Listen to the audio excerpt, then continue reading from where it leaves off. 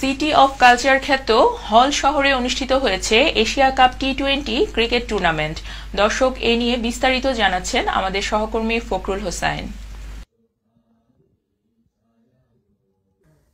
City of culture খ্যাত হল শহরে স্থানীয় বেঙ্গল ব্রাদার্স সোশ্যাল ক্লাবের আয়োজনে অনুষ্ঠিত হয়েছে দ্বিতীয় এশিয়া কাপ টি-20 ক্রিকেট টুর্নামেন্ট।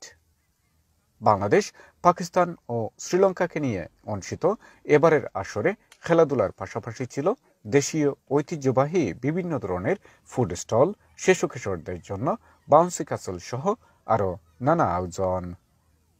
স্থানীয় বিভিন্ন কমিউনিটির বিপুল সংখ্যক সদস্যরা তাদের পরিবার পরিজনদের নিয়ে উৎসবে আমেজে অতিবাহিত করেন দিনটি। খেলায় অতিথি হিসেবে উপস্থিত ছিলেন হোল সিটি কাউন্সিলের জনপ্রতিনিধি সহ কমিউনিটির নেতৃবৃন্দ। Cricket seems to be fantastic. It's great to see how this has grown as well. So props to everyone that's organised this. The stalls have been absolutely amazing. Looking at the young people that have been here, and I'm really looking forward to seeing the result coming forward. Really great to have the tournament back here again. It was a thrill last year, and it's great to see how it's grown this year as well. The Bengali brothers always choose the best day of the year weather-wise to come and host this tournament, and I hope you'll be back in future years as well. Congratulations and thanks. ফাইনালে তুমুল প্রতিদ্বন্দ্বিতাপূর্ণ খেলায় বাংলাদেশকে হারিয়ে Sri Lanka champion হওয়ার গৌরব অর্জন করে।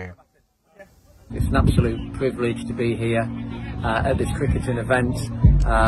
I adore cricket. I've played it all my life, and to come here and support this community event, the community who are coming together to play cricket and build relationships is amazing.